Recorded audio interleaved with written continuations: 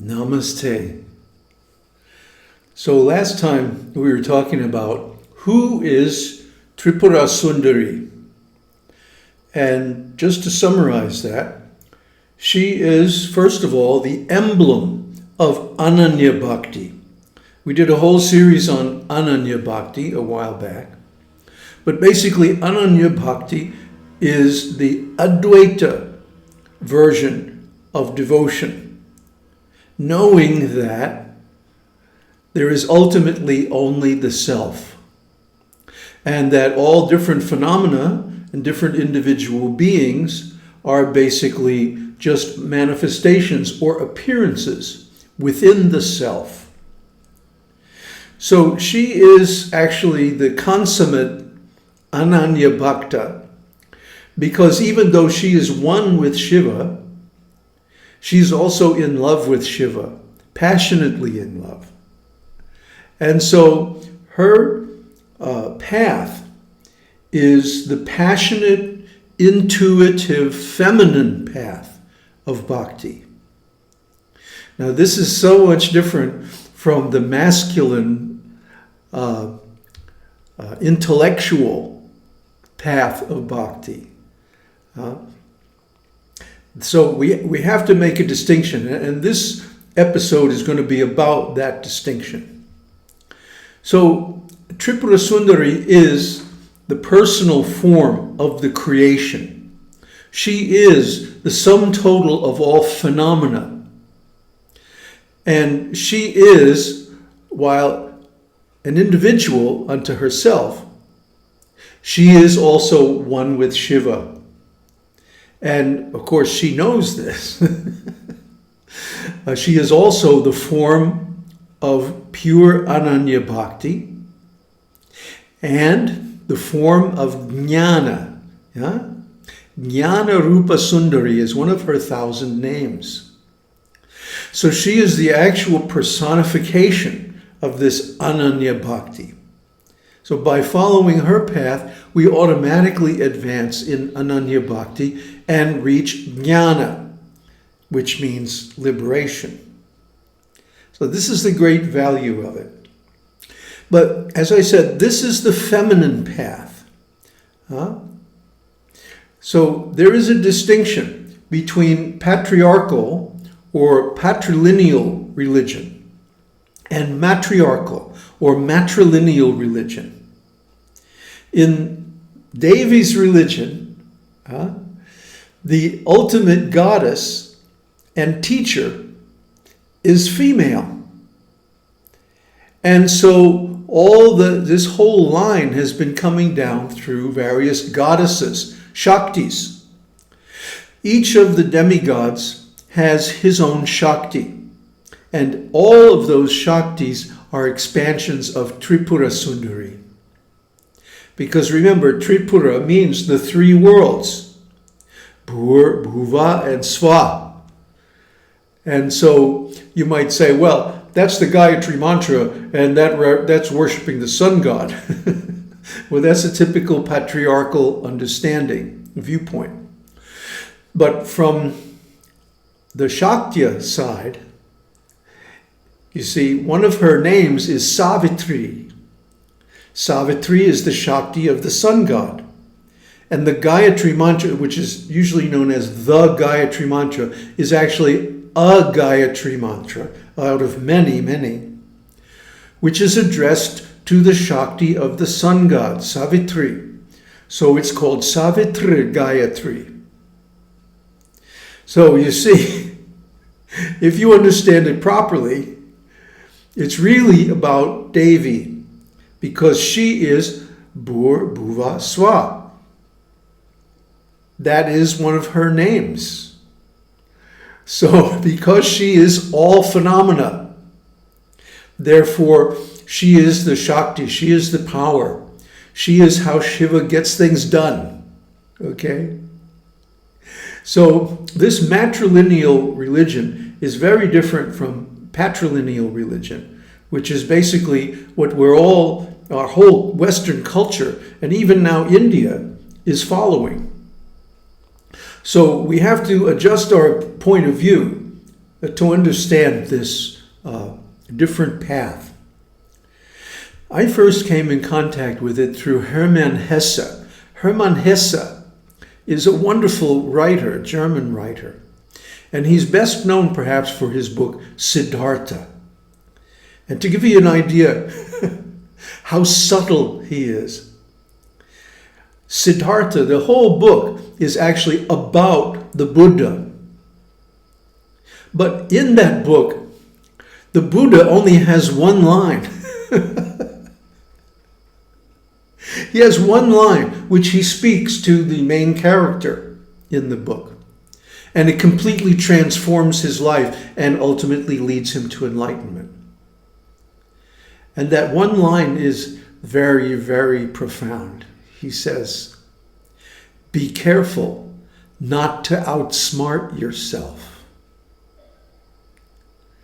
You see, in those days, the patrilineal, patriarchal Vedic culture was the world standard. And so the danger of that path is that one will mistake intellectual knowledge for realization. And this happens all the time.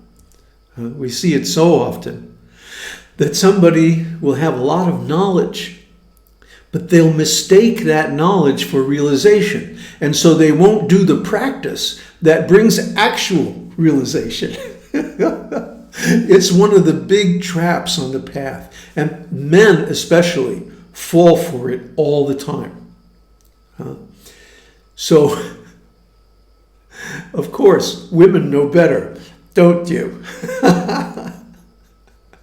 So, when we see somebody who is very intellectual and dry, too serious, we know they have fallen into this trap, and it's very likely they're not realized.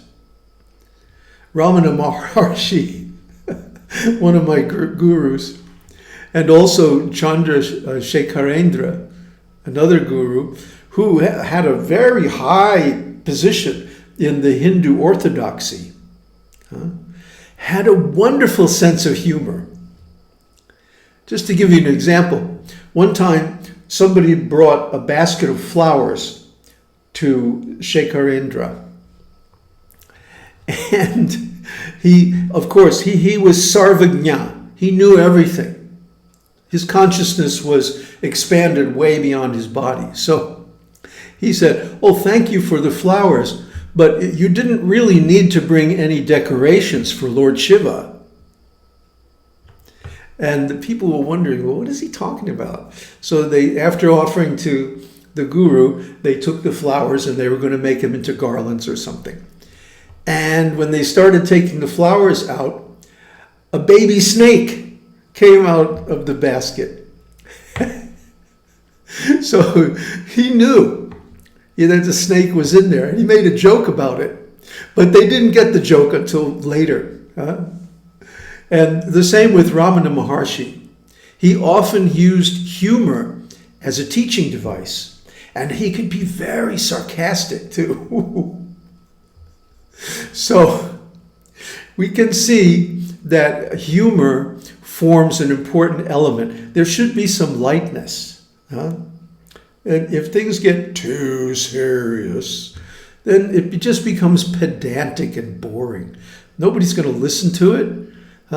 They may have to sit through it because of some institutional, organizational commitment that they've made, but nobody's going to really listen to it. It doesn't really affect people. So to affect people, you have to have some juice. You have to have some rasa. And this is the feminine path. The feminine path also includes sex.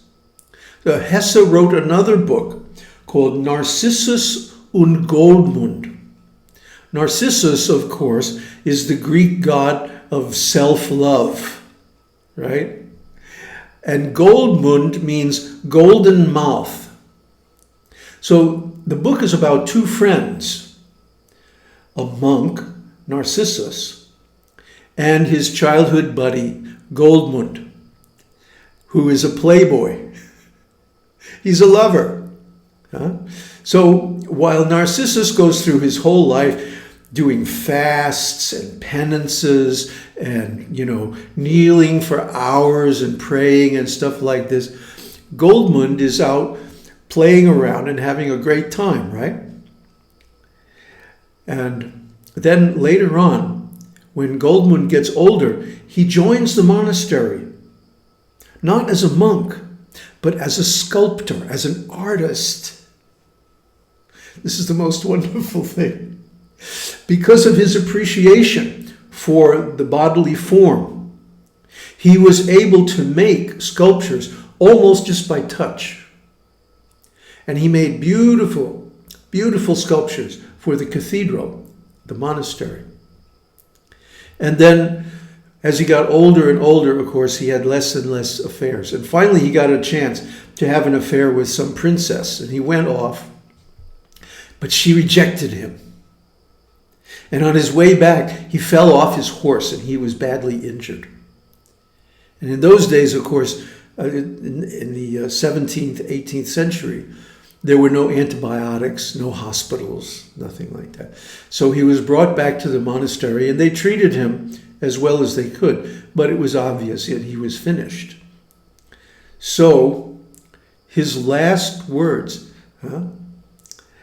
Narcissus is, administering the last rites, saying the Hail Marys and all this stuff. And Goldmund is whispering something. And so he leans down and he says, What are you trying to tell me? He says, how can you die without a mother? And he dies. How can you die without a mother? And Narcissus is saying all these prayers to the Father, to Jesus, the Son. It's a male-dominated religion. But Goldmund has worshipped women his whole life. And his religion was the goddess, the mother, Mary. See? So at the last stage of his life, he remembered the mother, not the father. See, this is such a wonderful book. You have to read it. I'm not really doing it justice. But the point is, there is male-oriented religion, patriarchal society, which is what we've had basically since the Greeks and Romans. And then there's matriarchal religion, which is much more ancient. All the prayers, all the stotrams, all the shastras dealing with the goddess are much more ancient than the more modern ones, the Puranas and so on, dealing with the male-oriented Vedic religion. What to speak of new kids on the block like Christianity and Islam. So these religions go way back, matriarchal religions, to the earliest times of human society, prehistory. Well, history that we have really is only the story of what happened after the Mahabharata, the Battle of Kurukshetra, when all the kings in the world were killed and the world descended into chaos. Before that, the sexes were much more equal, and there was much more emphasis on the value of the feminine Godhead. And as I mentioned earlier, the Orthodox Christian Church is spiritually far more advanced because of their recognition of this. So this gets into the concept of the Anima.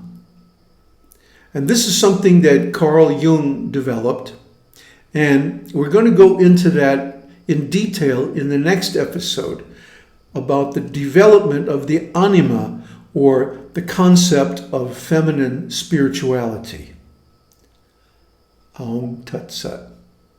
Om Harihi Om.